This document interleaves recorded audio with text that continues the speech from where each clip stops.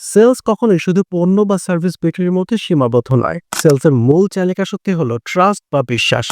মানুষ আগে প্রোডাক্ট দেখে কেনে না, বরং দেখে কে বিক্রি করছে এবং তার প্রতি কতটুকু আস্থা রাখা যায়। গবেষণায় দেখা গেছে কাস্টমারের 70% সিদ্ধান্ত নির্ভর করে সেলস পার্সনের সাথে প্রথম 2 থেকে 3 মিনিট ইন্টারকানেকশনের উপর। তাই সেলসের প্রথম ধাপ হলো নিজেকে কাস্টমারের কাছে এমনভাবে উপস্থাপন করা যেন আপনি তাদের সমস্যার সমাধানদাতা। আপনার টোন, বডি ল্যাঙ্গুয়েজ এবং আন্তরিকতা কাস্টমারের মনে নিরাপত্তা তৈরি করবে।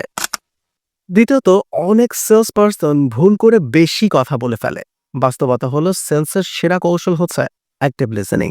কাস্টমার যখন বুঝবে আপনি সত্যিই তাদের কথা মনোযোগ দিয়ে শুনছেন, তখন তারা স্বতঃস্ফূর্তভাবে তাদের প্রয়োজন ও সমস্যাগুলো খুলে বলবে। তখন আপনার কাজ হবে তাদের সমস্যার সমাধানযোগ্য পণ্য বা সার্ভিসের মাধ্যমে উপস্থাপন করা। আরেকটা গুরুত্বপূর্ণ বিষয় হলো কখনো সেলস প্রেশার তৈরি করবেন না।